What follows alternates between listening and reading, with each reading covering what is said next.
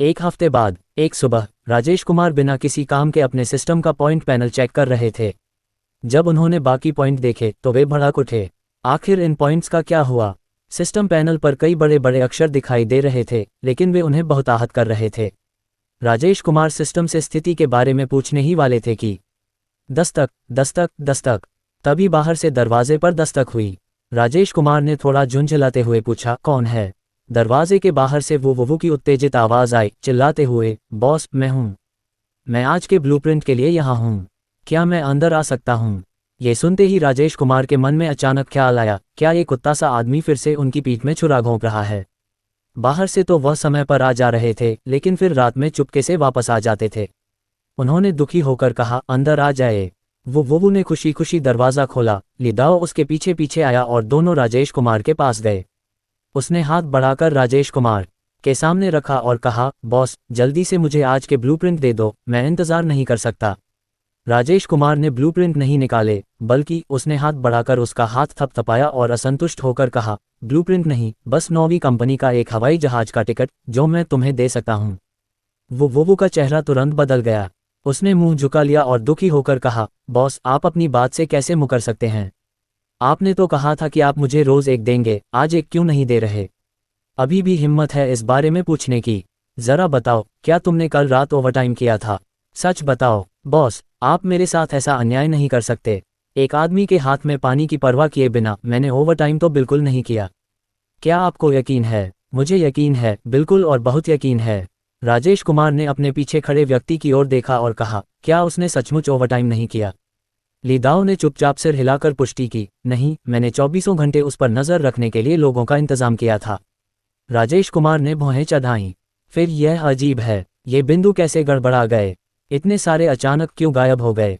वो ने असंतुष्ट होकर कहा, बॉस, देखिए, आपने मेरे साथ अन्याय किया। मुझे मुआवजा चाहिए। आपको आज मुझे एक अतिरिक्त ब्लूप्रिंट देना होगा।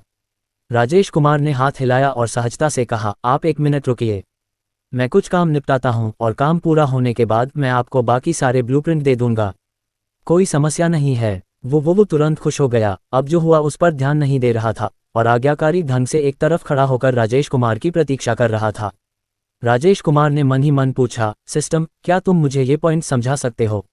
ये कैसे हुआ? इतने सारे पॉइंट्स अचानक गायब क्यों हो गए? डिंग, तुम्हारा सिस्टम ऑनलाइन है।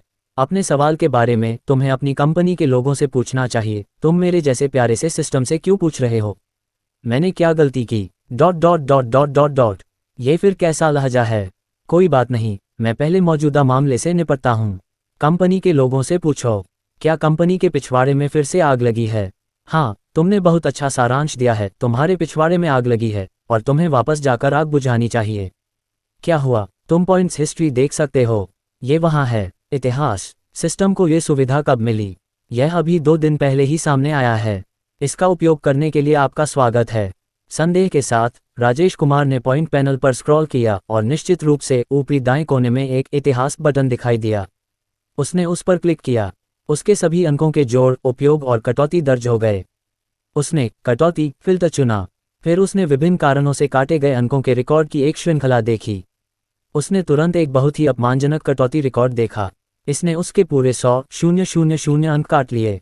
ये सिर्फ एक रिकॉर्ड था। उसने नीचे स्क्रॉल करना जारी रखा और ऐसे लगभग 10 रिकॉर्ड थे। उनमें से एक 300,000 अंकों का था। इस कटौती का कारण देखकर उसकी आंखों में निर्दयता की एक झलक दिखाई दी। जो कोई भी यह अच्छा काम करेगा वह सुनिश्चित करेगा कि वे भुगतान करें। कारण जानने के बाद राजेश कुमार भी सिस्टम पैनल से बाहर निकल गया। उसने वह प्रश्न पूछा जो वह हमेशा से पूछना चाहता था, सिस्टम, हर बार बोलते समय आपकी आवाज़ अलग क्यों लगती है? सिस्टम उसे जवाब देने से पहले एक पल के लिए चुप रहा, क्योंकि सिस्टम बदल गया है। प्रश्नवाचक चिन्ह, प्रश्नवाचक चिन्ह, प्रश्नवाचक चिन्ह। उसका जवाब सुनकर राजेश कुमार थोड़ा स्तब्ध रह गया। सिस्टम बदल सकता है, बिल्कुल बदल सकता है। सिस्टम के भी अपने विचार होते हैं, वे सिर्फ उपकरण नहीं हैं। ये क्यों बदलता रहता है? सिस्टम को भी 3 शिफ्ट में काम करके आराम करना पड़ता है। ये सारा दिन एक जैसा नहीं रह सकता, ये थक जाएगा। ... ये भी संभव है, सिस्टम थक जाता है, वरना कौन 24 घंटे काम करना चाहता है? हम सिस्टम को भी छुट्टियों की ज़रूरत होती है। ठीक है, ठीक है। रोहन ने और कोई सवाल नहीं पूछा, उसके पास सुलझाने के लिए और भी जरूरी मामले थे। राजेश कुमार ने अपने बगल में खड़े व्यक्ति की ओर देखा, जो उत्सुकता से उसे देख रहा था। जब वो ने राजेश कुमार को अपनी ओर देखते देखा तो वह उत्साहित होकर बोला, बॉस क्या आप मुझे अब बाकी ब्लूप्रिंट दे सकते हैं? उसका भी यहाँ रुकने का मन नहीं था, इसलिए बेहतर होगा कि वह उसे बाकी सारे ब्लूप्रिंट दे दे। राजेश कुमार ने सीधे बाकी ब्लूप्रिंट निकाले, उसे थमा दिए और कहा, ये हैं बाकी सारे ब्लूप्रिंट, इन्हें ले लो और इनका अध्ययन करो। वो ने उत्साह से अपना हाथ बढ़ाया उसे लेने के लिए। जैसे ही वह उसे छूने वाला था, राजेश कुमार ने अपने हाथ से ब्लूप्रिंट वापस खींच लिए। वो बेबस होकर देखता रहा, उसकी खुशी उसकी उंगलियों से फिसलती रही। उसने राजेश कुमार के हाथ में ब्लूप्रिंट को उत्सुकता से देखा और विरोध करते हुए कहा, बॉस आप अपनी बात से पीछे नहीं हट सकते। राजेश कुमार ने पलटकर जवाब दिया, तो क्या आपको अब भी हमारा 3 सूत्रीय समझौता याद है? उसने बार बार सिर हिलाया और कहा, हम बिल्कुल, मुझे याद है। बस ओवरटाइम काम करने के लिए नहीं, मुझे पता है, चिंता मत करो, मैं ऐसा बिल्कुल नहीं करूंगा। मैं आपकी बात मानूंगा। बॉस क्या आप मुझे अभी यह ब्लूप्रिंट दे सकते हैं?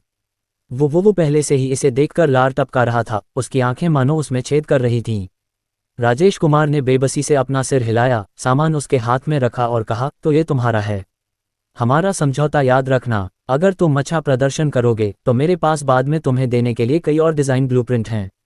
दूसरे डिज़ाइन ब्लूप्रिंट। ये सुनकर वो की आंखें चमक उठीं और उसने कहा, चिंता मत करो, मैं वादा करता हूँ, मैं बिल्कुल भी ओवरटाइम काम नहीं करूँगा। वादा करने के बाद वो मुड़ा और सीधा खिसक गया। वह प्रयोगशाला में नए ब्लूप्रिंट का अध्ययन करने जा रहा था जो उसे अभी अभी मिले थे। राजेश कुमार ने बेबसी से सिर हिलाया और बगल में बैठे ली दाओ की ओर देखते हुए कहा, मेरे लिए उस पर कड़ी नज़र रखना।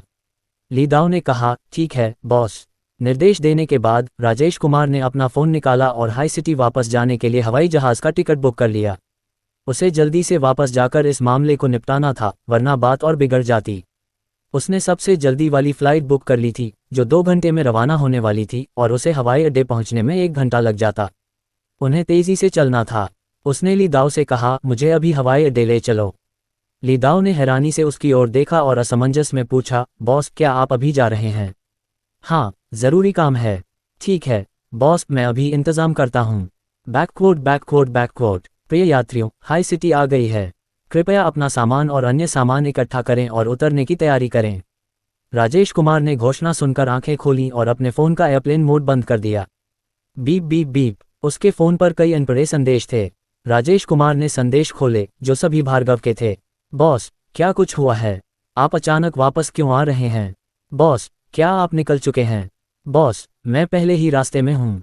बॉस मैं अभी एयरपोर्ट पर हूँ, पहुँचते ही मुझे बता देना। बॉस मैं वहीं हूँ जहाँ से आप उतरेंगे, बाहर आते ही आप मुझे देख पाएंगे। ... राजेश कुमार ने एक पल सोचा, फिर जवाब दिया, अभी अभी पहुँचा हूँ, उतरने वाला हूँ। जब मिलेंगे तब बात करेंगे। ठीक है बॉस, बाहर आते ही आप मुझे देखेंगे, मैं बाहर निकलते ही हूँ। राजेश कुमार ने उसे कोई जवाब नहीं दिया, इसके बजाय उसने अपना फ़ोन रख दिया और विमान से उतरने की तैयारी करने लगा। ... थोड़ी देर चलने के बाद वह निकास द्वार पर पहुंच गया। बॉस इधर। भार्गव ने राजेश कुमार का ध्यान आकर्षित करने के लिए निकास द्वार पर हाथ हिलाया। राजेश कुमार ने हल्के से सिर हिलाया, मानो उसने उसे देख लिया हो। वह कुछ तेज कदमों में भार्गव के पास गया। भार्गव बोला, बॉस मैं गाड़ी चलाकर यहाँ आया हूँ।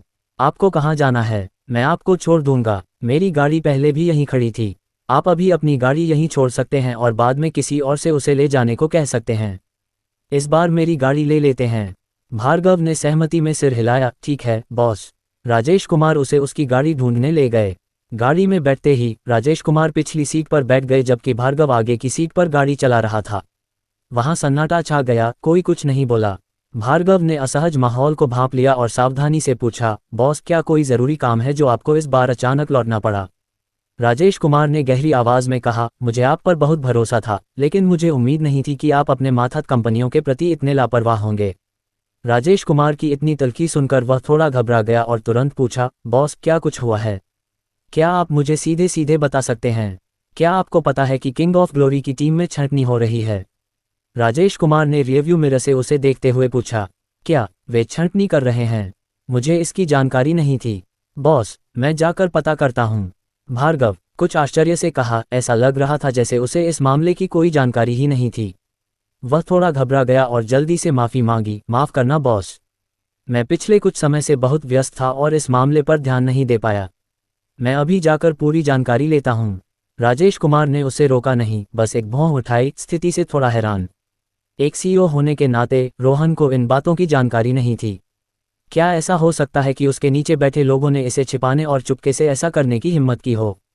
भार्गव ने अपने पास रखा फ़ोन उठाया, एक नंबर डायल किया और कहा, ज़ियाओ हान, किंग ऑफ ग्लोरी में छंटनी का क्या मामला है? मुझे इसकी कोई खबर क्यों नहीं है? इसके लिए कौन जिम्मेदार है? सचिव हान इस मामले को लेकर ज्यादा स्पष्ट नहीं थे और बोले, महाप्रबंधक जी, मुझे माफ़ करना। मैं तुरंत इसकी जांच करूंगा। फिलहाल मुझे छंटनी के बारे में कोई जानकारी नहीं है। भार्गव ने निर्देश दिया, ठीक है, जल्द से जल्द इसकी जांच करो और जब हो जाए तो मुझे नतीजे बताओ। भार्गव ने फिर राजेश कुमार से कहा, मैंने जांच के लिए किसी को भेज दिया है। नतीजे आने में थोड़ा समय लग सकता है। राजेश कुमार यह सुनकर लगभग समझ गया।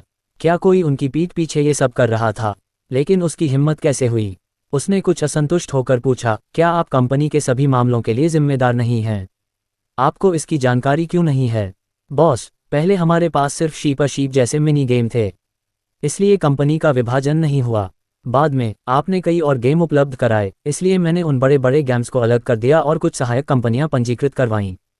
सहायक कंपनियों के लिए मैंने पेशेवर लोगों को जिम्मेदार ठहराया। हर सहायक कंपनी की अपनी कंपनी प्रणाली होती है। हालांकि मेरी उनसे बस यही मांग है कि वे मूल कंपनी की कॉर्पोरेट संस्कृति के साथ एकरूपता बनाए रखें। बाकी मामलों का फैसला स्वतंत्र रूप से किया जा सकता है। मुझे शक है कि इसके पीछे वहां का नया नियुक्त प्रभारी ही है। बॉस, क्या अब आप उस कंपनी में जाना चाहते हैं? राजेश कुमार ने हैरानी से पूछा, क्या वे अब 9वीं कंपनी में नहीं हैं? भार्गव ने समझाया, वे साथ नहीं हैं। 9वीं कंपनी की बिल्डिंग अब ज्यादा बड़ी नहीं रही, इसलिए उन्हें एक नया ऑफिस दिया गया, लेकिन वह 9वीं कंपनी से ज्यादा दूर नहीं है। राजेश कुमार ने भौहें चढ़ाते हुए कहा, चलो सीधे उस कंपनी में चलते हैं। मैं देखना चाहता हूं कि कमान संभालते ही छंटनी शुरू करने की हिम्मत कौन करता है। उसे यह हिम्मत किसने दी? भार्गव ने फिर कुछ बोलने की हिम्मत नहीं की, चुपचाप गाड़ी चलाते हुए जवाब दिया, ठीक है। ... कुछ ही देर में वे King of Glory company building के नीचे पहुंचे। राजेश कुमार ने आसपास का माहौल देखा, वह काफी अच्छा था। उसने हैरानी से पूछा, क्या यहाँ सिर्फ किंग ऑफ ग्लोरी की टीम ही है? और पबजी भी यही है? मैंने इस पूरे पार्क को सीधे लीज पर ले लिया है। बाद में हम दूसरी कंपनियों को भी यहाँ ला सकते हैं, क्योंकि हम जिन उद्योगों से जुड़े हैं वे बहुत ज़्यादा और विविधतापूर्ण हैं। भविष्य में ऑफिस की जगह निश्चित रूप से पर्याप्त नहीं होगी। राजेश कुमार ने संतुष्टि से सिर हिलाया और कहा, शाबाश। वे दोनों अंदर चले गए। अंदर जाने के लिए एक की कार्ड की ज़रूरत थी। राजेश कुमार ने भार्गव की तरफ देखा और कहा, क्या तुम अंदर आ सकते हो? भार्गव ने अपना कर्मचारी कार्ड निकाला, अंदर जाने के लिए उसे स्वाइप किया और फिर अपना कार्ड राजेश कुमार को दे दिया। राजेश कुमार भी उसके पीछे पीछे अंदर घुस गया। वे दोनों सीधे 10वीं मंजिल पर गए, जहां किंग ऑफ ग्लोरी के कर्मचारी काम करते थे। अंदर जाने के बाद राजेश कुमार ने कर्मचारियों के हाव भाव देखे, वे सभी काफी उदास लग रहे थे। तभी एक तेज शोरगुल वाली आवाज गूंजी। ऑफिस में मौजूद सभी लोगों ने उसे सुना। सबने आवाज के स्रोत की ओर देखा, जो एक मीटिंग रूम से आ रही थी। मैं असहमत हूँ। आवाज से ऐसा लग रहा था कि यह किसी महिला की आवाज थी, जिसमें सिसकियां थीं, मानो वह अब अपने आंसू नहीं रोक पा रही थी। ऑफिस के लोग भी इस मामले पर चर्चा करते हुए फुसफुसाने लगे। ये बहुत क्रूर है। वह 6 महीने की गर्भवती है और कंपनी उसे नौकरी से निकालना चाहती है और उसे कुछ नहीं देना चाहती। वह ज्यादातर लोगों से ज्यादा समय तक टिकी रही, पिछली गर्भवती को तो पहले ही निकाल दिया गया था। जरा भी जिक्र मत करो, हमारी टीम के कई लोगों को भी नौकरी से निकाल दिया गया। ये घिनौना है। उन्होंने कंप्यूटर वापस ले लिए और आपको कुछ नहीं दिया, बस उसे घसीटते रहे। कई लोग इसे बर्दाश्त नहीं कर पाए और बस चले गए। ये बहुत घिनौना है। इंटरनेट इस कंपनी की तारीफ करता था और कहता था कि उन्होंने ओवरटाइम नहीं किया। अब ये सब वाकई घिनौना है। क्या ये सामान्य नहीं है? जब उन्हें आपकी ज़रूरत होती है तो वे अच्छी परिस्थितियां दे सकते हैं। एक बार गेम बन जाने के बाद उन्हें रखरखाव के लिए इतने सारे लोगों की क्या ज़रूरत होगी? अतिरिक्त लोगों को तो नौकरी से निकालना ही होगा, है ना? राजेश कुमार ने जब उनकी बातें सुनी तो वह अपने बगल में खड़े भार्गव को घूरने से खुद को नहीं रोक पाए। आप कंपनी को कैसे मैनेज करते हैं? ऐसा कैसे हो सकता है? भार्गव बार बार माफी मांगते हुए बोले, हाल ही में विस्तार बहुत तेजी से हुआ है और जिन लीडर्स को हमने नियुक्त किया है उनकी क्वालिटी शायद उतनी अच्छी नहीं है। मैं नीचे जाकर उनकी फिर से जांच करूंगा। हम जल्द से जल्द करो। उम्मीद है कि अगली बार ऐसा ना हो, वरना बोनस, समझ रहे हो।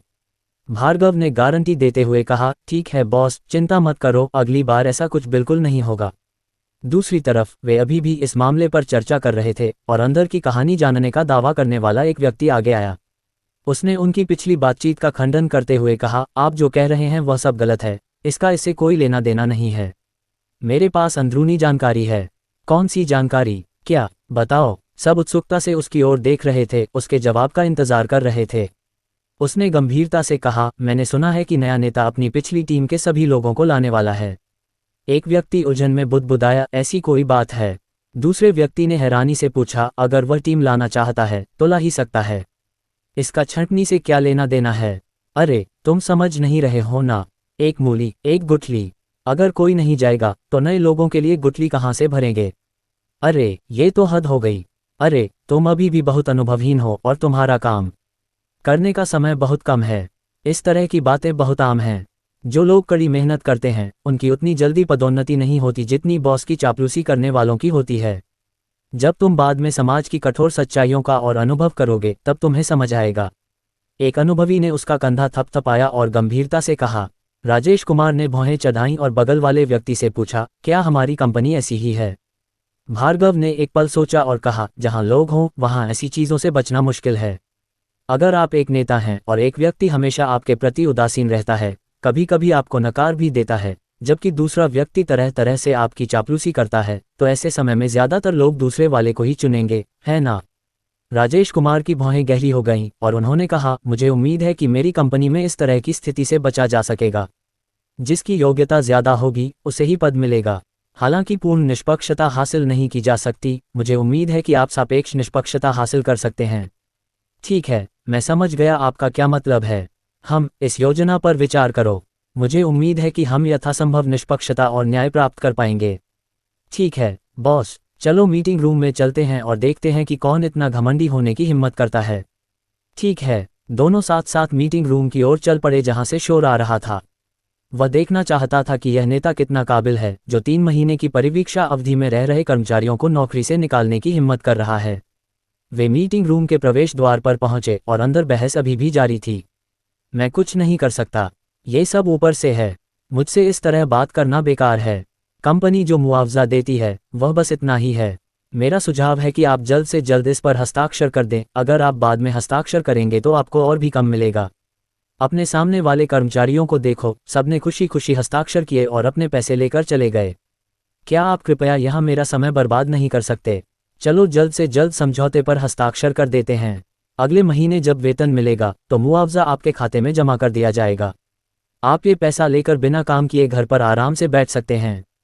क्या ये रोज मेट्रो में ठूस ठूस कर चढ़ने से ज्यादा सुविधाजनक नहीं है? तुम क्या सोचते हो? वह व्यक्ति अभी भी बहस कर रहा था, गुस्से से खंडन करते हुए, तुम सिर्फ एन मुआवजे के समझौते से किसे टालना चाह रहे हो?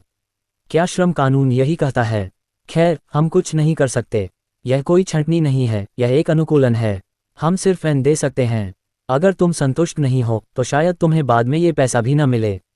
ये सुनकर वह गुस्से से भड़क उठी और गालियां देते हुए बोली, तुम्हारी घटिया कंपनी देर सवेर दिवालिया हो ही जाएगी। मैं इस समझौते पर दस्तखत नहीं करूंगी। अगर तुम में हिम्मत है तो कल सिक्योरिटी वालों से मुझे घसीटकर बाहर निकलवाओ। देखो, ऐसा कहना थोड़ा, हम ऐसा बिल्कुल नहीं करेंगे। तुम दोबारा सोचो तो कल फिर बात करते हैं। बात करने की कोई बात नहीं है और तुम्हें मुझे ढूंढने की जरूरत भी नहीं है। बात अब भी वही है, मैं इस पर दस्तखत नहीं करूंगा। चलो आज यहीं रुकते हैं। एचआर साफ तौर पर उससे और बात नहीं करना चाहता था। उसने अपना लैपटॉप उठाया और जाने को तैयार हो गया। तभी राजेश कुमार ने दरवाज़ा खोला और अंदर घुस गया। अंदर बैठे दोनों लोगों ने उन्हें देखा। एचआर बोला, यह मीटिंग रूम बुक हो चुका है। अगर आपको कुछ हो तो आप दूसरे मीटिंग रूम में जा सकते हैं। राजेश कुमार ने सीधे कहा, ज़रूरत नहीं है, मैं इसी मीटिंग रूम के लिए आया हूँ। आपको अभी जाने की ज़रूरत नहीं है, थोड़ी देर बैठ जाए। एचआर उसकी मौजूदगी से घबरा गया और पूछा, क्या तुम दोनों उसके रिश्तेदार हो? नहीं, लेकिन मैं खास इसी मामले के लिए यहाँ आया हूँ। अपने सीईओ को फ़ोन करके आने को कहो। एचआर थोड़ा अनिश्चित था और उसने सावधानी से पूछा, क्या आप हमारे जनरल मैनेजर ली को जानते हैं? राजेश कुमार ने उपेक्षापूर्ण स्वर में कहा, नहीं, और मुझे जानने की ज़रूरत भी नहीं है। बस उन्हें फ़ोन करके बता दीजिए कि जनरल मैनेजर जी यहाँ हैं और जल्दी आ जाए। महाप्रबंधक जी। एचआर की आंखों में कुछ उलझन थी, ऐसा लग रहा था जैसे उसने ये नाम कभी सुना ही न हो। लेकिन अपने कई सालों के पेशेवर अनुभव का फायदा उठाते हुए उसने फिर भी फोन किया। नमस्ते महाप्रबंधक ली, क्या उस गर्भवती महिला का मामला निपट गया है? यह मामला इतना लंबा क्यों खींच रहा है? उसने तुरंत पूछा। एचआर ने सावधानी से कहा, अभी तक इसका समाधान नहीं हुआ है, हमें कुछ परेशानी हुई है। आप एक एचआर के तौर पर अपना काम कैसे कर रहे हैं? अगर आप यह नहीं कर सकते तो आप जा भी सकते हैं। आप किसी कर्मचारी को नौकरी से निकालने जैसी छोटी सी बात भी नहीं संभाल सकते। महाप्रबंधक ली, भार्गव नाम का एक व्यक्ति हमारी कंपनी में आया है। क्या आप उसे जानते हैं? भार्गव? कौन? मैं कैसे? ये कहते हुए उसे कुछ याद आया। भार्गव? महाप्रबंधक जी। वह कहाँ है? महाप्रबंधक ली ने उत्साह से पूछा। यही 10वीं मंजिल पर मीटिंग रूम में। क्या आप आ रहे हैं? मैं अभी आ रहा हूँ। उसका ध्यान रखना। महाप्रबंधक ली ने जल्दी से निर्देश दिया और तुरंत फोन रख दिया। फिर वह नीचे की ओर दौड़े। एचआर ने उनके फोन पर व्यस्तता का संकेत सुना और थोड़ा डर भी गए। महाप्रबंधक ली की प्रतिक्रिया को देखते हुए इन दोनों की पहचान आसान नहीं थी। क्या उनका करियर यहीं खत्म हो जाएगा? वह जल्दी से उठे और राजेश कुमार का अभिवादन किया। महाप्रबंधक जी, बैठिए। आप क्या पीना चाहेंगे? मैं आपके लिए लाता हूँ। पहली बात, मैं महाप्रबंधक जी नहीं हूँ। दूसरी बात, मैं ऐसे व्यक्ति का डाला हुआ पानी पीने की हिम्मत नहीं करूँगा जो लोगों को धमकाने में इतना माहिर हो। मुझे डर है कि उसमें कुछ मिला हुआ हो सकता है। महाप्रबंधक जी नहीं। एचआर थोड़ा उलझन में थे। फिर उन्होंने अपना नाम भार्गव क्यों बताया? क्या यह उनके पीछे वाला व्यक्ति हो सकता है? उन्होंने जल्दी से भार्गव की ओर मुड़कर पूछा, आप क्या पीना चाहेंगे?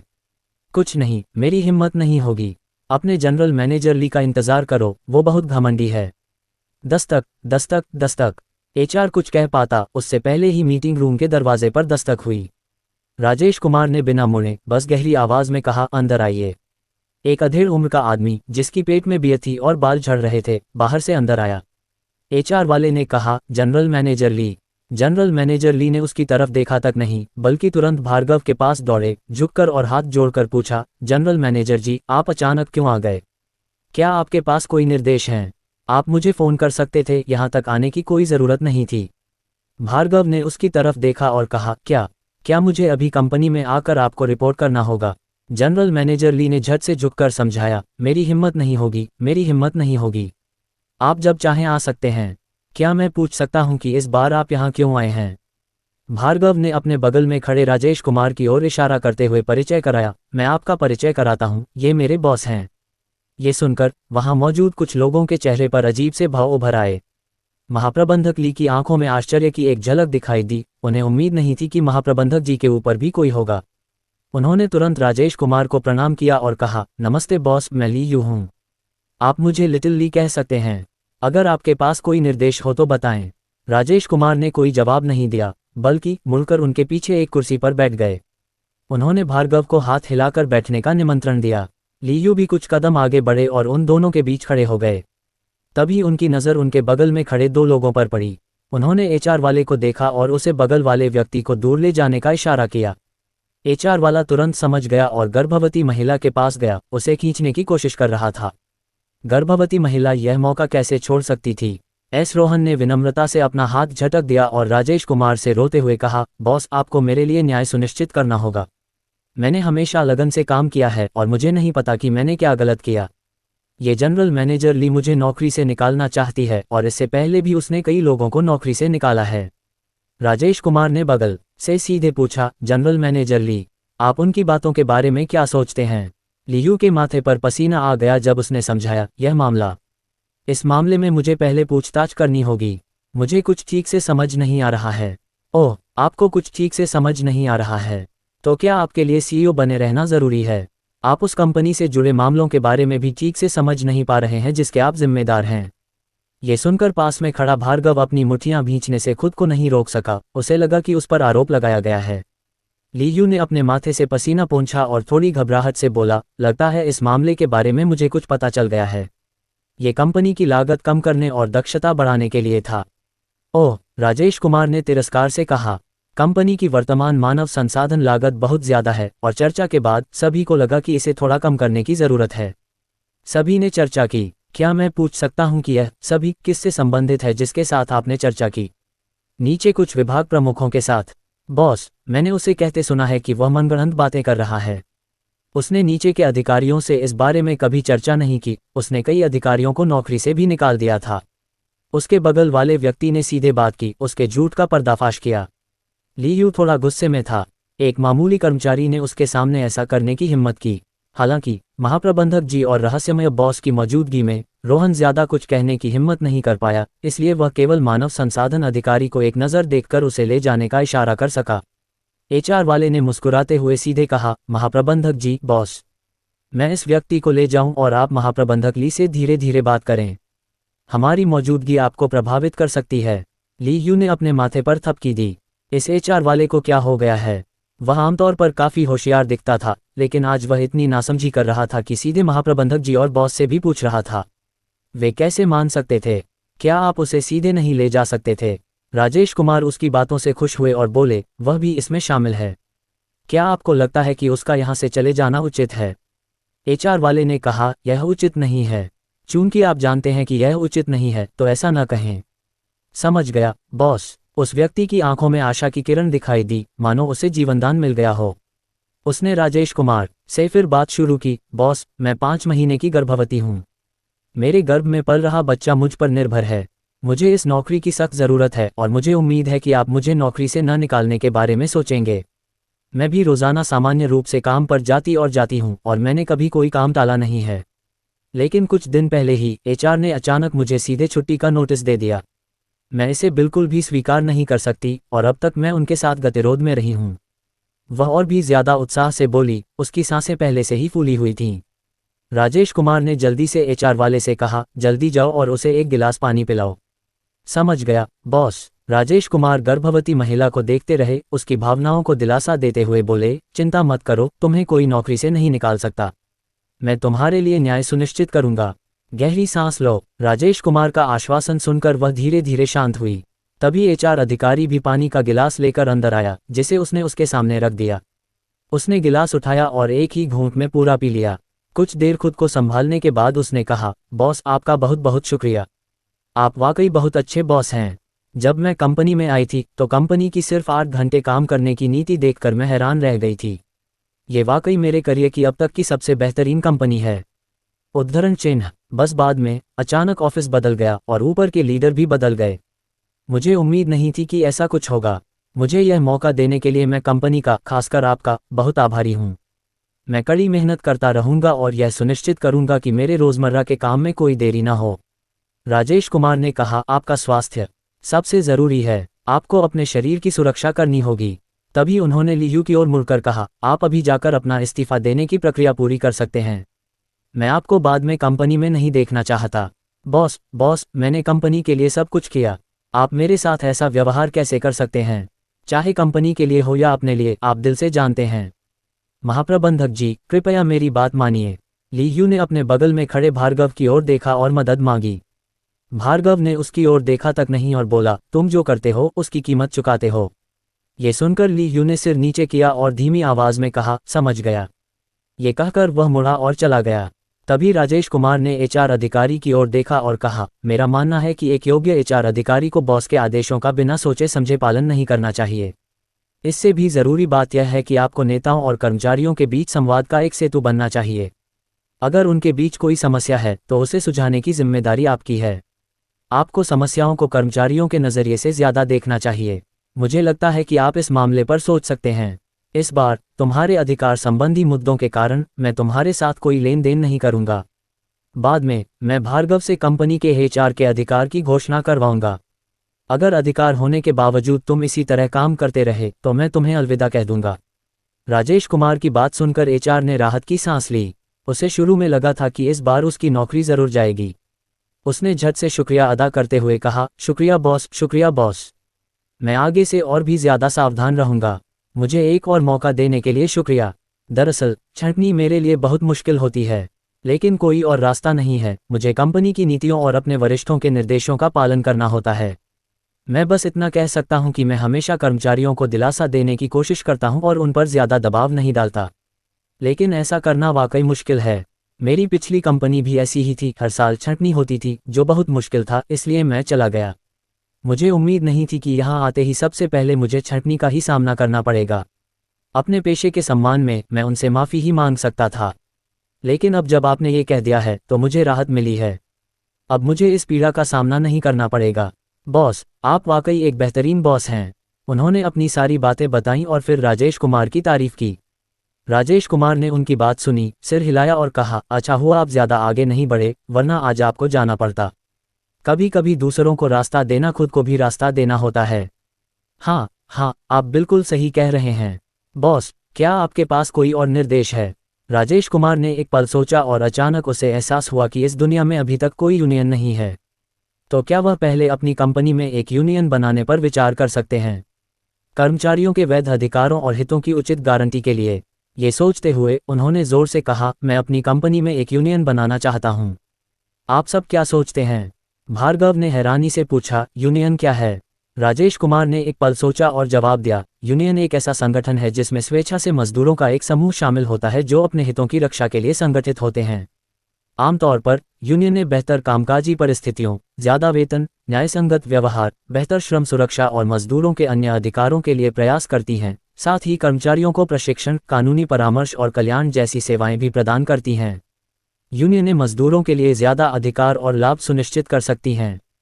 संक्षेप में यह एक वाक्य है, वे कर्मचारियों के हितों की रक्षा कर सकती हैं। यह जवाब सुनकर वहां मौजूद सभी लोगों के चेहरे पर अलग अलग भाव थे। भार्गव कुछ हैरान और उलझन में था, जबकि बाकी दो अपेक्षाकृत खुश थे।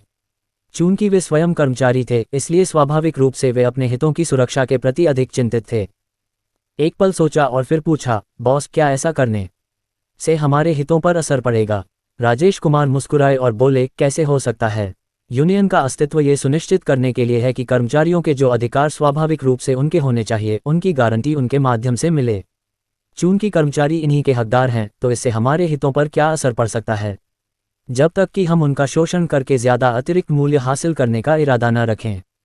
भार्गव ने एक पल सोचा और समझ का संकेत देते हुए सिर हिलाया। इस बीच उसके बगल में बैठे बाकी दो लोगों ने राजेश कुमार के प्रति गहरी प्रशंसा दिखाई। उन्होंने पहले कभी ऐसा बॉस नहीं देखा था जो इस हद तक जा सकता हो। उस पल उनमें खुद को उसके प्रति समर्पित करने की इच्छा हुई। ये देखकर कि भार्गव भी समझ गया है, राजेश कुमार ने आगे कहा, तो मैं यह मामला आप पर छोड़ता हूँ। सिर्फ इस कंपनी को ही नहीं, बल्कि दूसरी कंपनियों को भी इसे ठीक से लागू करने की ज़रूरत है। भार्गव ने सिर हिलाया और कहा, ठीक है बॉस, चिंता न करें, मैं इसे अच्छी तरह से संभाल लूँगा। तभी उन्होंने एचआर की तरफ देखा और उससे कहा, पहले निकाले गए सभी कर्मचारियों को फ़ोन करके हमारी कंपनी के मौजूदा फैसले से अवगत कराएं। अगर वे वापस आने को तैयार हैं तो वे सीधे यूनियन में शामिल हो सकते हैं और उन्हें उनका सेवरेंस पे सेवानिवृत्ति भत्ता दिया जाएगा। अगर वे वापस आने को तैयार नहीं हैं तो उनके साथ एक नया समझौता करें और कानून के मुताबिक सेवरेंस पे सेवानिवृत्ति भत्ता दें। एचआर ने सिर हिलाया और कहा, समझ गया बॉस, मैं अभी जाकर करता हूँ। तभी उनके बगल में बैठी महिला भी बोल पड़ी, बॉस, क्या मैं भी यूनियन में शामिल हो सकती हूँ? राजेश कुमार मुस्कुराए और बोले, जरूर हो सकती हैं। मुझे विश्वास है कि आप कर्मचारियों के हितों की अच्छी तरह रक्षा करेंगे। उसने उत्साह से कहा, धन्यवाद बॉस, मैं पूरी मेहनत करूंगी। राजेश कुमार ने पूछना जारी रखा, आप कितने महीने की गर्भवती हैं? उसने एक पल सोचा और कहा, लगभग 6 महीने की। 6 महीने, ये तो बहुत दूर की बात है, राजेश कुमार मन ही मन बुदबुदाया। उसने एक पल सोचा और आगे कहा, तुम अपना काम बाद में सौंपकर सीधे घर जा सकती हो। अब तुम्हें कंपनी आने की ज़रूरत नहीं है। वह तुरंत स्तब्ध रह गई, समझ नहीं पा रही थी कि राजेश कुमार अचानक ऐसा क्यों कह रहा है। क्या वे दोनों ठीक से बात नहीं कर रहे थे? वह उसे फिर से जाने के लिए क्यों कह रहा है? उसने असमंजस में पूछा, बॉस, क्या मैंने फिर कुछ गलत कह दिया? आप मुझे अब आने से क्यों मना कर रहे हैं? राजेश कुमार ने उसके सिर पर हाथ फेरा और कहा, माफ़ करना, मैंने अपनी बात साफ साफ नहीं कही। मेरा मतलब था कि आप कल से ही अपना मातृत्व अवकाश शुरू कर सकती हैं, इसलिए आपको आने की ज़रूरत नहीं है।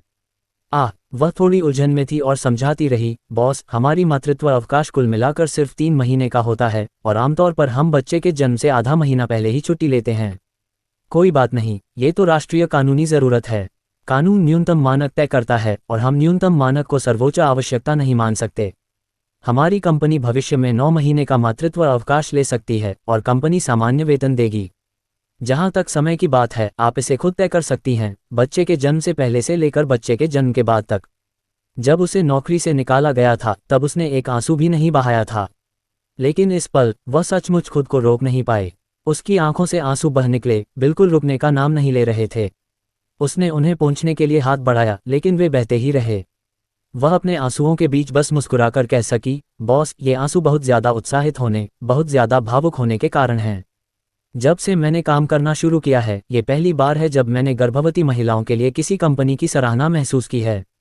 पहले जब भी मैं इंटरव्यू देने जाती थी तो लोग बस यही पूछते थे, क्या तुम्हारा कोई बॉयफ्रेंड है? क्या तुम शादीशुदा हो? अगर तुम शादीशुदा हो तो बच्चे कब पैदा करोगी? अगर तुम्हारा एक बच्चा है तो दूसरा कब पैदा करने की योजना है?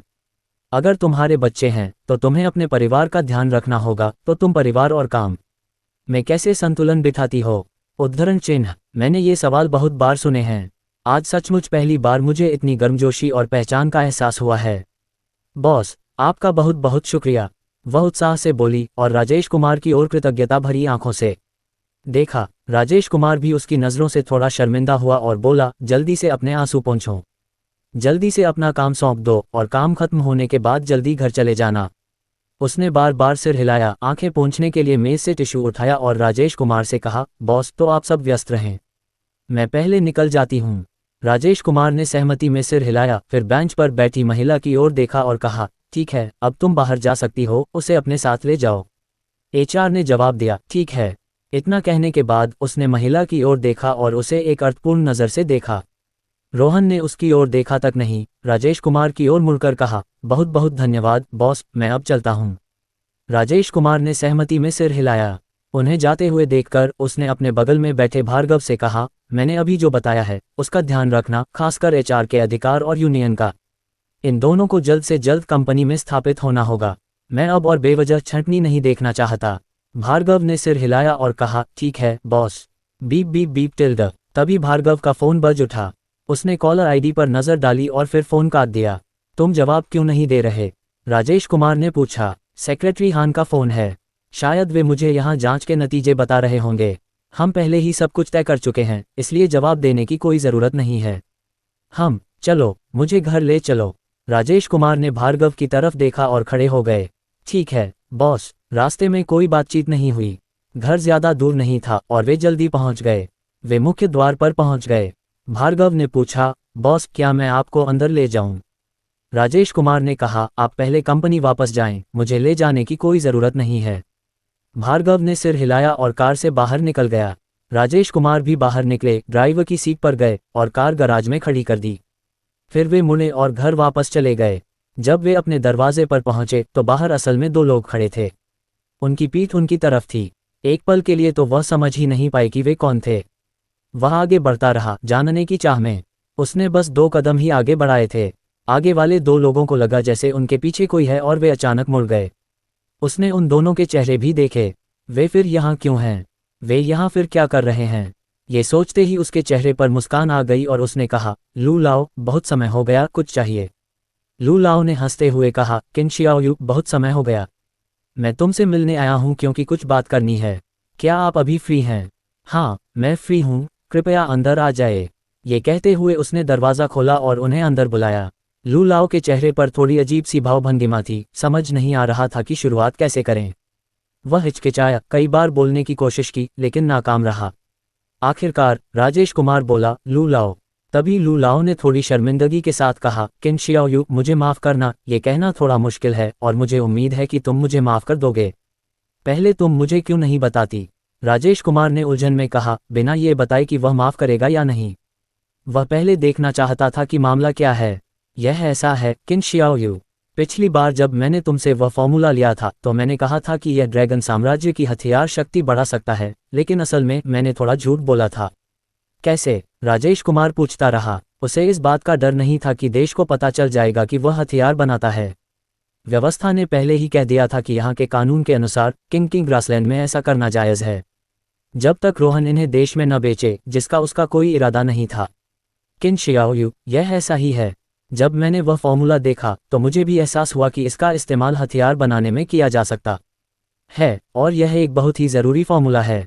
उस समय आपसे यह मांगना बस एक परीक्षा थी। मुझे थोड़ा डर था कि आप इसका इस्तेमाल किसी और काम में करेंगे, लेकिन आपने बिना सोचे समझे मुझे दे दिया, जिसकी मुझे उम्मीद नहीं थी। मैं तुच्छता दिखा रहा था। राजेश कुमार ने उदासीनता से कहा, कोई बात नहीं, जब तक वह फॉर्मूला देश के लिए मददगार है, इसे ले लो। इसे देश के लिए मेरा एक छोटा सा योगदान समझो। लू लाओ ने उत्साह से उसका हाथ थाम लिया और कहा, केन शियाओयू, देश आपके लिए कितना भाग्यशाली है। मेरी एक गुस्ताखी भरी मांग है, क्या आप इसे मान सकते हैं? राजेश कुमार ने हैरानी से पूछा, क्या बात है? क्या उन ब्लूप्रिंट से आप जो हथियार बनाते हैं वे देश को बेचे जा सकते हैं? क्या? राजेश कुमार उसकी यह बात सुनकर थोड़ा स्तब्ध रह गए। क्या वाकई ऐसा हो सकता है? क्या सिस्टम का मतलब यही था कि एक बार बन जाने के बाद कोई खरीदार जरूर होगा? क्या उनके खरीदार का मतलब देश था? ये सोचकर वह मन ही मन पूछने लगे, सिस्टम, जब आपने खरीदार कहा तो क्या आपका मतलब देश था? डिंग टिल्डर, अभी तो हाँ। बाद में आप इसे कैसे प्रचारित करते हैं इस पर निर्भर करते हुए अन्य खरीदार भी हो सकते हैं। Dot dot dot dot dot dot. System से सकारात्मक जवाब पाकर वह सचमुच स्तब्ध रह गए। क्या ये संभव है? लू लाओ ने कहा, किन शियाओयू, कृपया, क्या ये संभव है?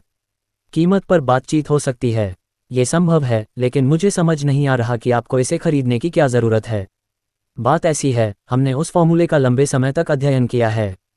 हम इसे हमेशा अस्पष्ट रूप से समझते रहे हैं। आपने इस पर शोध किया है, लेकिन गहराई से समझने पर यह फिर से अस्पष्ट लगता है। ये बहुत रहस्यमय लगता है। बाद में हमें पता चला कि आपने यहाँ एक संबंधित विभाग स्थापित किया है, इसलिए हम एक भौतिक वस्तु खरीदना चाहते थे ताकि उसकी जांच और फिर उस पर शोध किया जा सके। तो ऐसा ही है। राजेश कुमार को अचानक समझ आ गया। उन्हें इस बात पर जरा भी आश्चर्य नहीं हुआ कि देश को पता था कि वह ऐसा कर रहे हैं। अगर उन्हें पता न चले तो यह असामान्य होगा। इसके अलावा उनका कभी भी इसे छिपाने का इरादा नहीं था। लू लाओ ने उनकी आवाज़ सुनी और सोचा कि वह कुछ असंतुष्ट या अनिच्छुक हैं, इसलिए उन्होंने तुरंत कहा, केन शियाओयू, चिंता मत करो, हम हर साल आपसे बड़ी मात्रा में आग्नेयास्त्र खरीदेंगे, हम आपको बिल्कुल भी नुकसान नहीं होने देंगे।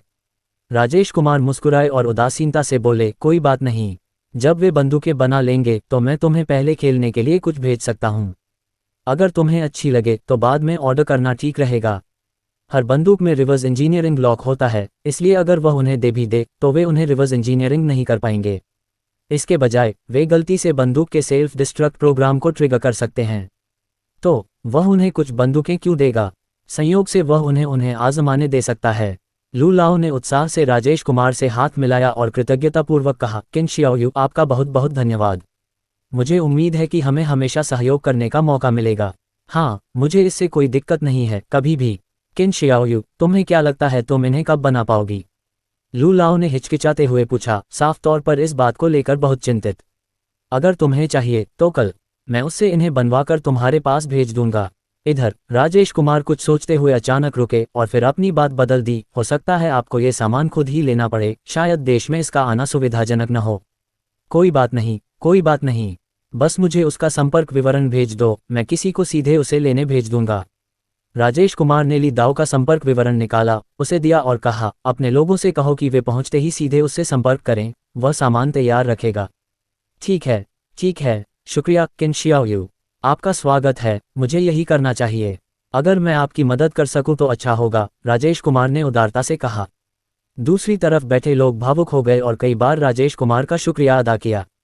दोनों ने कुछ और दुआ सलाम की और राजेश कुमार उन्हें कमरे से बाहर ले गए। उन्हें विदा करने के बाद राजेश कुमार कमरे में वापस आकर सोफे पर बैठ गए। वह काफी देर तक चुपचाप अकेले बैठे रहे, न जाने क्या सोच रहे थे। थोड़ी देर बाद उन्होंने अपना फ़ोन निकाला और एक संदेश भेजा। उन्होंने ली दाओ को बताया कि कोई सामान लेने आ रहा है और उनसे सामान का इंतजाम करने को कहा। संदेश भेजने के बाद उन्होंने अपना फ़ोन एक तरफ रख दिया और सोफे पर धम्म से बैठ गए। वह फिर से सोचने लगे, हालांकि रोहन को नहीं पता था कि क्या। Dot dot dot dot dot dot. आधे महीने बाद राजेश कुमार, जो घर पर खाना खा रहे थे, को लू लाओ का फिर से फ़ोन आया। फ़ोन के दूसरी तरफ से लू लाओ की दयालु और मिलनसार आवाज़ आई, केन शियाओयू, बहुत समय हो गया। क्या अब तुम फ्री हो? राजेश कुमार ने चालाक मुस्कान बिखेरी और शांति से कहा, हाँ, मैं फ्री हूँ। क्या तुम्हें कुछ चाहिए? बात कुछ ऐसी है, मैं सोच रहा था कि तुम कब फ्री होगे ताकि हम हथियार खरीदने पर बात कर सकें। राजेश कुमार ने मुस्कुराते हुए जवाब दिया, मैं कभी भी उपलब्ध हूँ। ये तुम्हारी तरफ से है, जब भी तुम्हें समय मिले तुम मुझसे संपर्क कर सकते हो। उसे पहले से ही इसका अंदाज़ा था और उसे इस बात पर हैरानी नहीं हुई कि लू लाओ ने उसे दोबारा फ़ोन किया। वे शायद इसे रिवर्स इंजीनियर नहीं कर पाए होंगे, इसलिए वे उसके पास वापस आए। लू लाओ ने खिलखिलाती मुस्कान के साथ कहा, तो हम अभी आकर सहयोग की खास बातों पर बात करेंगे। हाँ, मैं कभी भी तुम्हारा इंतज़ार कर रहा हूँ। राजेश कुमार ने अपने होंठ टेढ़े किए और मुस्कुराया। मछली ने आखिरकार चारा खा ही लिया था। फोन रखने के बाद उसने जल्दी से अपने सामने रखा खाना खत्म किया। अपने महाधन देवता के आने का इंतजार कर रहा था। ... रोहन को ज्यादा देर इंतजार नहीं हुआ कि उसके दरवाजे की घंटी बज गई। उसकी आंखों में खुशी की एक झलक दिखाई दी, लेकिन उसने जल्दी से उसे छिपा लिया। वह 2-3 कदम चलकर दरवाजा खोला। दरवाजे के बाहर 3 लोग खड़े थे, लू लाओ और उसके अंगरक्षक के अलावा एक और व्यक्ति था। उसने इस व्यक्ति को पहले कभी नहीं देखा था। ऐसा लग रहा था कि यही व्यक्ति उससे मोलभाव करेगा। हालांकि वह डरा नहीं था, उसे अपनी बंदूकों पर भरोसा था। उन्हें अच्छी कीमत पर बेचना निश्चित रूप से कोई समस्या नहीं होगी। वह मुस्कुराया और बोला, कृपया अंदर आइए। उसने उन्हें सोफे पर बैठने के लिए आमंत्रित किया, फिर रसोई में जाकर कुछ गिलास पानी डाला और उन्हें कॉफ़ी टेबल पर रख दिया। लू लाओ ने पहले कहा, किन शियाओयू, हमने आपको फिर से परेशान कर दिया है। बिल्कुल भी परेशानी नहीं, यह आपसी सहयोग है। आप कैसे सहयोग करने की योजना बना रहे हैं? लू लाओ ने मुस्कुराते हुए परिचय कराया, किन शियाओयू, मैं लू जून हूँ, इस बार हमारी खरीद के प्रभारी जनरल पसंद। इस बातचीत की जिम्मेदारी उन्हीं की होगी। लू जून, ये युवा प्रतिभा राजेश कुमार हैं, जिनका जिक्र मैंने आपसे पहले भी कई बार किया है। लू लाओ ने उनका एक दूसरे से परिचय कराने के बाद इस चर्चा में भाग लेने का इरादा न रखते हुए सोफे पर पीछे की ओर झुक गए। लू जून खड़े हुए, अपना दाहिना हाथ राजेश कुमार के सामने रखा और कहा, मैंने आपके बारे में बहुत कुछ सुना है। नमस्ते। राजेश कुमार ने भी उनसे हाथ मिलाया और कहा, नमस्ते, बैठिए। वे दोनों बैठ गए। लू जून पहले बोला, हमने आपसे 10,000 बंदूकें खरीदने का फैसला किया है, 100 युआन प्रति बंदूक की दर से, कुल 10 लाख। आपकी क्या राय है? सिर्फ 10,000? राजेश कुमार ने भौहें चढ़ाईं। ये ठीक नहीं होना चाहिए। उसने सोचा था कि इस बार कम से कम 1 लाख का बड़ा ऑर्डर होगा। रोहन को उम्मीद नहीं थी कि वह इतना कम मांगेगा, जो उसकी उम्मीद से परे था। और यह कीमत, ये कैसे संभव था? ये बहुत सस्ती थी। उसने असंतुष्ट होकर कहा, 100?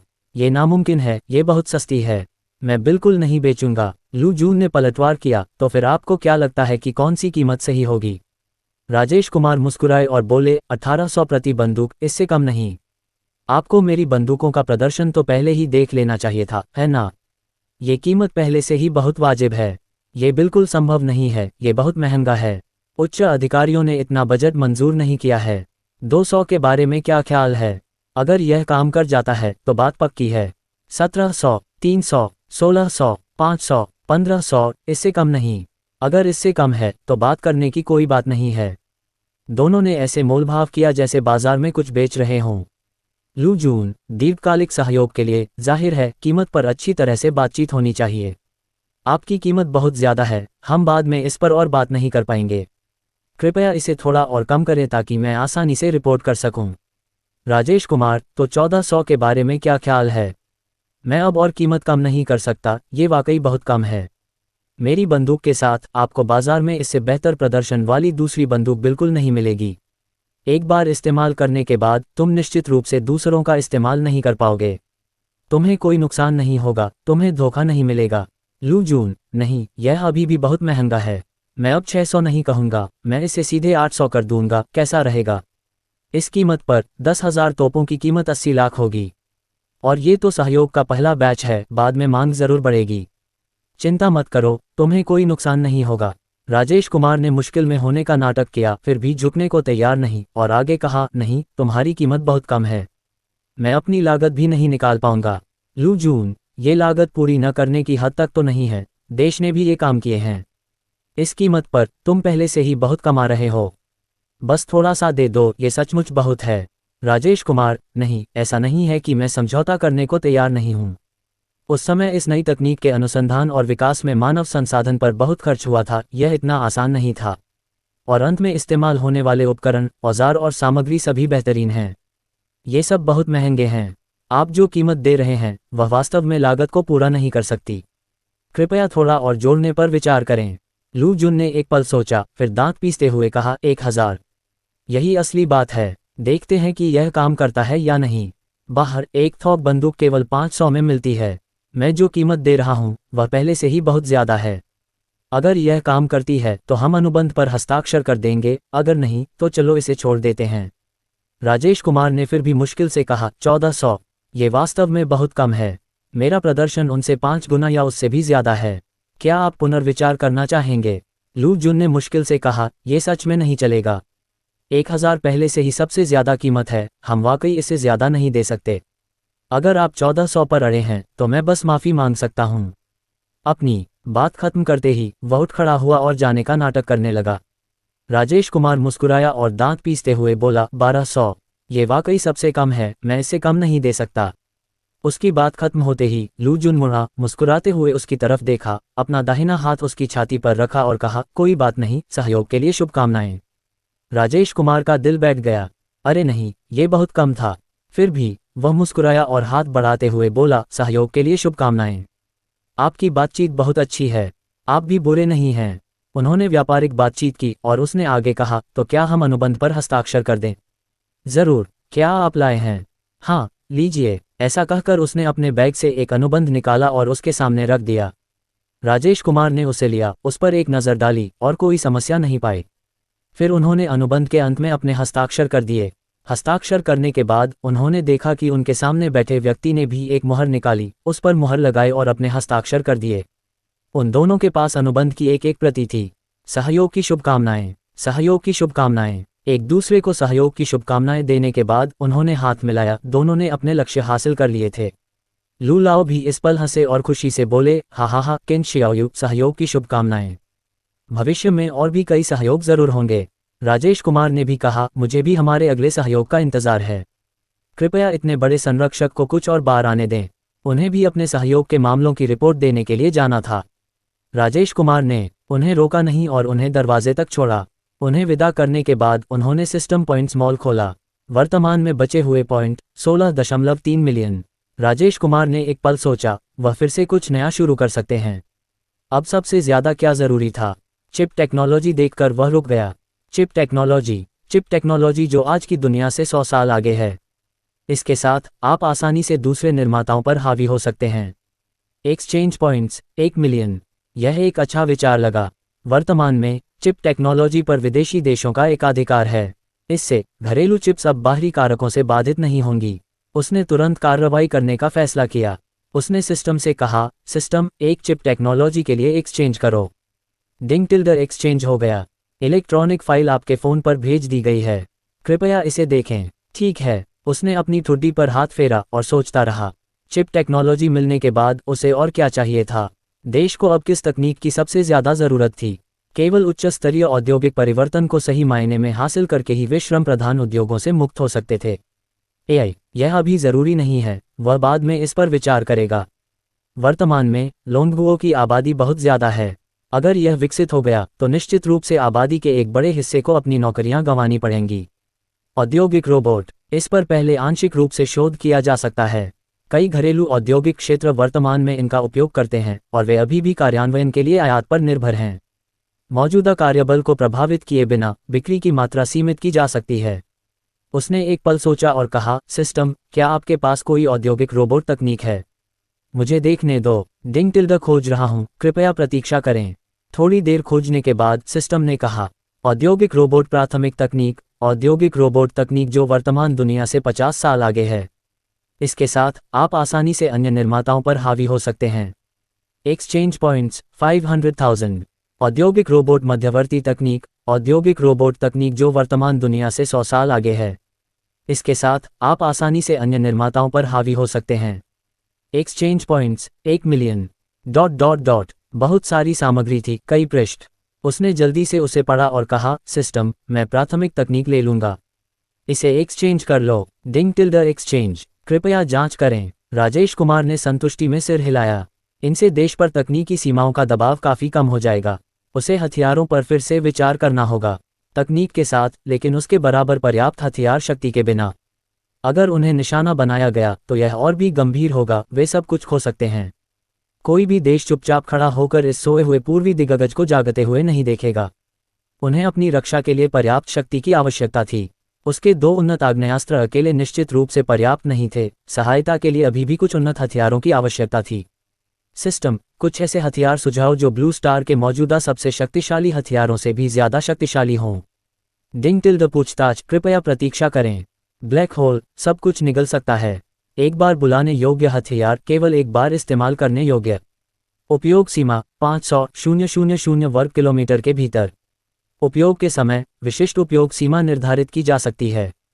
उपयोग के बाद इस सीमा के भीतर की हर चीज़ निगल ली जाएगी और कुछ भी नहीं रह जाएगी। इस क्षेत्र में केवल प्रवेश किया जा सकेगा, बाहर नहीं निकला जा सकेगा, और प्रवेश करने वाली कोई भी चीज़ ब्लैक होल द्वारा निगल ली जाएगी। इसकी अपरिवर्तनीयता के कारण मेजबान को इसे सावधानी से उपयोग करने की सलाह दी जाती है। विनिमय अंक 1 मिलियन। सब कुछ निगल जाएगा। राजेश कुमार भी इस हथियार से थोड़ा चौंक गए। केवल 1 मिलियन अंक, इतना विनाशकारी हथियार इतना सस्ता था, रोहन को समझ नहीं आया। सिस्टम, यह इतना सस्ता क्यों है? क्या ये सस्ता है? तो फिर आपको क्या सस्ता नहीं लगता? मैं आपके लिए कीमत बढ़ा सकता हूँ। राजेश कुमार ने बार बार हाथ हिलाते हुए कहा, यह ज़रूरी नहीं है, ये कीमत अच्छी है। इसका इस्तेमाल किसी खास जगह के लिए बिल्कुल सही किया जा सकता है जो अच्छा प्रदर्शन कर रही हो। यह एक बार इस्तेमाल होने वाली चीज़ है। एक बार इस्तेमाल होने वाली चीज़ों को व्यवस्था अपेक्षाकृत बेकार मानती है क्योंकि उनका उत्पादन टिकाऊ तरीके से नहीं किया जा सकता। ठीक है, और कुछ है, मुझे मुख्य रूप से निर्माण तकनीक चाहिए, एक बार इस्तेमाल होने वाली चीज़ें नहीं। हाँ, मैं आपको कुछ चीज़ें सुझा सकता हूँ। सौर मोटा तकनीक, नवीनतम स्ट्रेचेबल सामग्रियों से निर्मित, इसे हथेली के आकार में मोड़ा जा सकता है और जेब में रखा जा सकता है। ये कच्चे माल के रूप में सौर ऊर्जा का उपयोग करता है, सौर ऊर्जा को अवशोषित करके उसे गोले में परिवर्तित करता है। इसकी शक्ति एक पहाड़ को समतल करने के लिए पर्याप्त है। इससे आप दिन के किसी भी समय युद्ध कर सकते हैं। Exchange points 10 million. कमाल है, यही कीमत थी। अपने बचे हुए बैलेंस से वह केवल यही खरीद सकता था। हालांकि कम पॉइंट्स होना उसकी गलती थी। उसे अपनी कंपनी का विस्तार तेज करना था। सैन्य हथियारों से होने वाली आय से पैसा आसानी से आ सकता था। वह केवल देश के समर्थन पर निर्भर नहीं रह सकता था, उसे अपने बिक्री चैनलों का विस्तार करना था। हालांकि वुवुवु की देखरेख में तोपों का प्रदर्शन कई गुना कम हो सकता था। वह सिस्टम द्वारा पेश किए गए अन्य हथियारों को देखता रहा। अदृश्य पेंट तकनीक, इस पेंट को किसी भी चीज़ पर लगाने से वह अदृश्य हो सकती है। इसे नंगी आंखों से नहीं देखा जा सकता और इसे समझने के लिए विशेष दृष्टि की आवश्यकता होती है। साथ ही ये सभी मौजूदा तकनीकी खोजों को अवरुद्ध कर सकता है। इसके साथ अब आपको दुश्मन के कैंपों में घुसते समय पकड़े जाने की चिंता नहीं करनी पड़ेगी। Exchange points 2 million. अदृश्य कॉन्टैक्ट लेंस तकनीक, इन लेंसों को पहनने के बाद कोई भी अदृश्य चीज़ आपसे छिप नहीं सकती। आप इसे एक नज़र में देख सकते हैं। इसे अदृश्य पेंट के साथ इस्तेमाल किया जा सकता है। Exchange points 3 million. इन्हें अलग अलग बेचकर सिस्टम थोड़ा चालाक था। ये वस्तु वाकई अच्छी थी, लेकिन वह अभी इसे खरीद नहीं सकता था। सिस्टम ने बाद में बहुत सी चीज़ें सुझाईं, इसलिए उसने ढूंढना बंद कर दिया। इनके साथ अभी उसके लिए ये काफ़ी था। उसने एक पल सोचा और कहा, सिस्टम, मुझे एक सोलर मोटा तकनीक चाहिए, एक ब्लैक होल के बदले और एक अदृश्य पेंट तकनीक के बदले भी। जहां तक अदृश्य कॉन्टैक्ट लेंस की बात है, वह बाद में जब अदृश्य पेंट पर शोध होगा तब इसे बदल लेगा। रोहन को अभी इसकी ज़रूरत नहीं है। बेशक मुख्य कारण ये था कि उसके पॉइंट्स पर्याप्त नहीं थे। ठीक है, अभी खरीदारी कर रहा हूँ, रुको। सिस्टम की आवाज़ उसके दिमाग में गूंजी और आखिरकार उसने राहत की सांस ली। इन सब के साथ रोहन को यकीन नहीं हो रहा था कि कोई उसे छूने की हिम्मत करेगा। खरीदारी सफल रही, यह आपके फ़ोन पर भेज दिया गया है। वैसे सिस्टम, मैं उस ब्लैक होल हथियार का इस्तेमाल कैसे करूं? राजेश कुमार ने अपनी आंतरिक उलझन व्यक्त की। वह ऐसा एक बार इस्तेमाल होने वाला हथियार कैसे हासिल और इस्तेमाल कर सकता था? आपके फ़ोन में ब्लैक होल नाम का एक सॉफ्टवेयर इंस्टॉल किया गया है। जब आप इसका इस्तेमाल करें तो अपनी ज़रूरत की रेंज चुनें, फिर बस एक्टिवेट पर टैप करें। अगर मेरा फ़ोन खो गया तो क्या होगा? क्या दूसरे इसका इस्तेमाल कर सकते हैं? नहीं, सिस्टम उपयोगकर्ता की पहचान कर लेगा, सिर्फ आप ही इसका इस्तेमाल कर सकते हैं। तो फिर कोई बात नहीं। राजेश कुमार ने अपना फ़ोन निकाला और आखिरी पन्ने पर स्क्रॉल किया। उसे अपने डेस्कटॉप पर ब्लैक होल नाम का एक नया ऐप दिखाई दिया। उसने सीधे उस पर टैप किया। होम पेज पर एक हथियार चयन स्क्रीन थी जिसमें दिखाया गया था कि उसके पास ब्लैक होल 11 है। पेज प्रकाशित हो चुका था, इसलिए वह उस पर टैप कर सकता था। टैप करने के बाद सिस्टम ने उसे उपयोग योग्य रेंज चुनने के लिए कहा। राजेश कुमार ने विश्व मानचित्र देखा और एक निश्चित द्वीप पर घेरा बनाया। अगला क्लिक करने के बाद सिस्टम ने उसे उपयोग की जाने वाली मात्रा चुनने के लिए कहा। चूंकि केवल एक ही द्वीप था, इसलिए उसके पास कोई और विकल्प नहीं था। अगला चरण भेजें पर क्लिक करना था। इसे परखने के बाद उसने वापस पर टैप किया। अभी इसका उपयोग करने का समय नहीं था, वह बाद में देखेगा कि क्या कोई अवसर मिलता है। जहां तक उसे प्राप्त अन्य तकनीकी दस्तावेजों की बात है, उसने उन्हें सीधे वुवुवु को भेज दिया। तुम इन पर शोध करो और तैयार उत्पाद तैयार करने का प्रयास करो। याद रखना, ओवरटाइम मत करना, वरना अगर बाद में कुछ और होगा तो मैं तुम्हें नहीं दिखाऊंगा। वो प्राप्त बॉस। इन सब चीज़ों को व्यवस्थित करने के बाद राजेश कुमार को लगा कि पिछली बार जिस किंग घास के मैदान में वह गया था वह बहुत छोटा था। अगर वह इन शोध वस्तुओं को जोड़ता तो उसे वहां और लोगों को रखना पड़ता। हो सकता है कि वह जगह अब उनके लिए जगह न बना पाए। अब जगह बढ़ाने का समय आ गया था। सिस्टम, पिछली बार मुझे जो हरे रंग के सूट, पैंट, जूते और हुडी मिले थे उनसे क्या होगा? डिंग टिल्डर, जब तक तुम इन्हें पहनोगे बफ सीधे जमा होते जाएंगे। एक पीस रोजाना 500 वर्ग मीटर का होता है तो 5 पीस 2500 वर्ग मीटर के होंगे। ये एक बार इस्तेमाल के लिए तो नहीं है ना? पिछली बार एक दिन पहनने के बाद क्या मैं इन्हें अगली बार फिर पहन सकता हूँ? बिल्कुल पहन सकते हो। ये बिल्कुल वैसे ही है जैसे तुम कपड़े खरीदते हो। जब तक तुम्हें उनके पुराने होने से कोई एतराज़ नहीं, तुम इन्हें कभी भी पहन सकते हो। ये तुम्हारी पसंद पर निर्भर है। ठीक है, चूंकि ये एक बार उपयोग के लिए नहीं है तो जब भी मैं कोई खजाना बॉक्स खोलता हूं तो आपका सिस्टम मुझे ये क्यों देता रहता है? क्या मेरे लिए एक ही काफ़ी नहीं है? खुशियां अकेले बिताने से बेहतर है बांटना। एक दिन इसे पहनने से सिर्फ 2500 वर्ग मीटर ही मिलता है, जो बहुत कम होगा। बेशक आपको इसे पहनने के लिए कुछ और लोगों को ढूंढना होगा ताकि और ज़्यादा किंग ग्रासलैंड मिल सके। 6 राजेश कुमार यह सुनकर अवाक रह गया। क्या वह इन्हें दूसरों के साथ पहन सकता है? वह मुस्कुराए बिना नहीं रह सका। इतनी अच्छी चीज़, वह भार्गव को इसमें कैसे शामिल नहीं कर सकता था? उसकी मुस्कान धीरे धीरे कामुक होती गई। उसने अपना फ़ोन निकाला, क्यू चैट खोला और तुरंत कई काम करने लगा। राजेश कुमार, आप किस काम में व्यस्त हैं? भार्गव ने जवाब दिया, मीटिंग में हूँ। कुछ काम है क्या? राजेश कुमार, मीटिंग के बाद मेरे घर आ जाना, मुझे आपसे बात करनी है। भार्गव, ठीक है बॉस, मैं अपना काम निपटा कर अभी आता हूँ।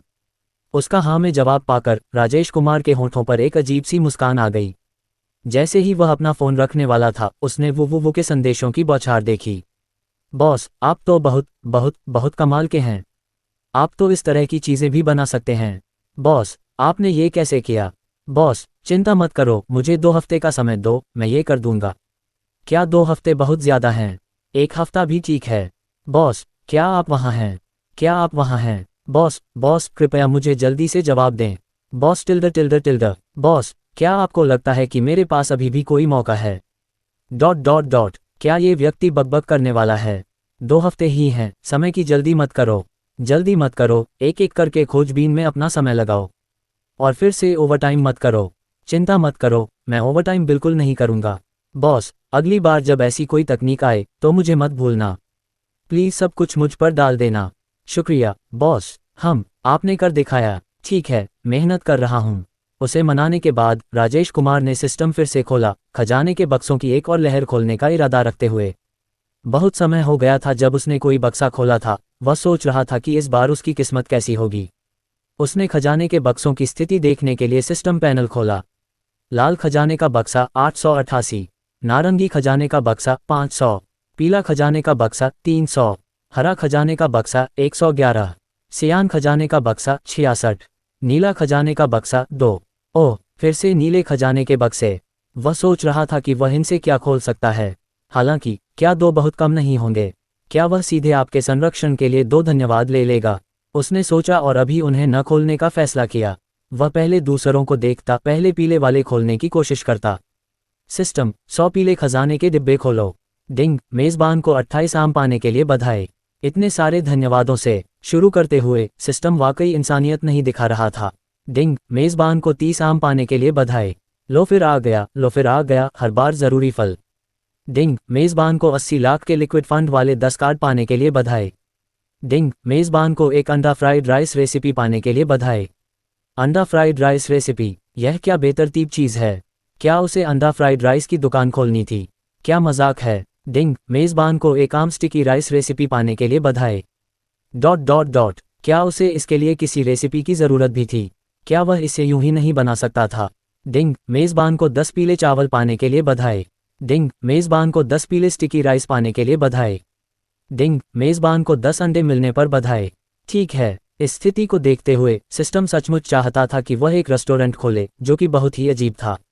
हालांकि फिलहाल उसकी ऐसी कोई योजना नहीं थी। उसे खाना बनाने में कोई दिलचस्पी नहीं थी, लेकिन उसे खाने में कोई दिक्कत नहीं थी।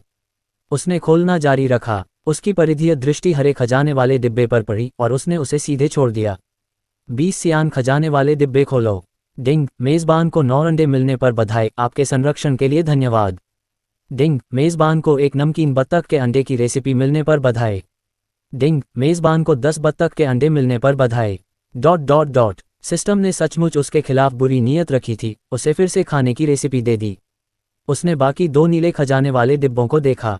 जैसे ही वह उन्हें खोलने में हिचकिचा रहा था, कमरे के बाहर से दरवाजे पर दस्तक ने उसे रोक दिया। क्या भार्गव आ गया है? ये सोचकर अब उसका खजाने वाले डिब्बे निकालने का मन नहीं कर रहा था, इसलिए उसने हार मान ली। वह सीधे दरवाजा खोलने गया। इस बार तो कोई उसके साथ ये सब पहनेगा तो उसे किस बात का डर। चलो साथ में मस्ती करते हैं। दरवाजे के बाहर भार्गव का उत्साहित चेहरा था, जो उसे उम्मीद भरी निगाहों से देख रहा था और पूछ रहा था, बॉस कुछ बात है क्या? राजेश कुमार ने हाथ बढ़ाकर उसे अंदर खींच लिया और बनावटी गंभीरता से कहा, हाँ हाँ हाँ बिल्कुल, बात बहुत गंभीर है, जल्दी अंदर आइए। भार्गव ने उसकी बात सुनी और वह भी गंभीर होकर उसके पीछे अंदर चला गया। वह सोफे पर बैठ गया, उसे गौर से देखता रहा, उसके बोलने का इंतजार करता रहा। राजेश कुमार कुछ नहीं बोला, बल्कि मुड़कर कमरे में वापस चला गया, मानो अंदर से कपड़े उठा रहा हो। उसने कपड़े भार्गव के सामने रखते हुए कहा, जरा देखो क्या साइज फिट आ रहे हैं। भार्गव की आंखों में कई सवालिया निशान उसे समझ आ गए थे, जो उसे असमंजस से देख रहा था, हैरान सा लग रहा था। क्या, इसका क्या मतलब है? वह फिर भी अपने मन में उठे संदेह से पूछने से खुद को नहीं रोक पाया। ये पहन लो, हम बाद में साथ में शॉपिंग करने जा रहे हैं, राजेश कुमार ने भौहें चढ़ाकर उसे गंभीरता से देखते हुए कहा। उद्धरण चिन्ह ... उद्धरण चिन्ह।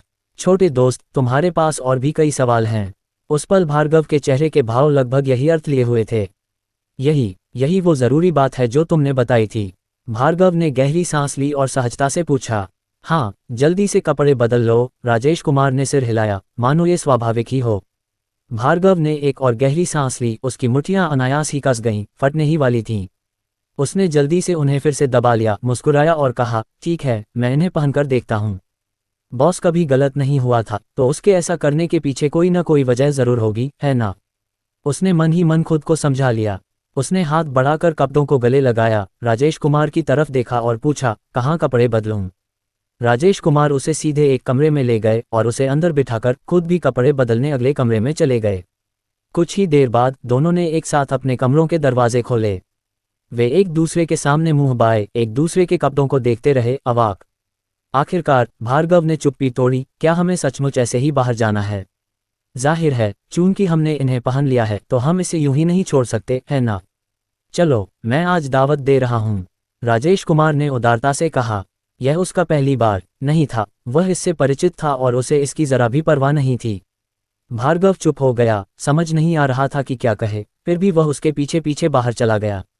उसने अपनी मुट्ठियां भींच लीं और अंदर ही अंदर खुद को धोता रहा। बॉस ने जो कहा वो वाजिब ही होगा। बॉस जो करना चाहता है उसके अपने कारण जरूर होंगे। उसे बॉस की बात पर यकीन करना होगा।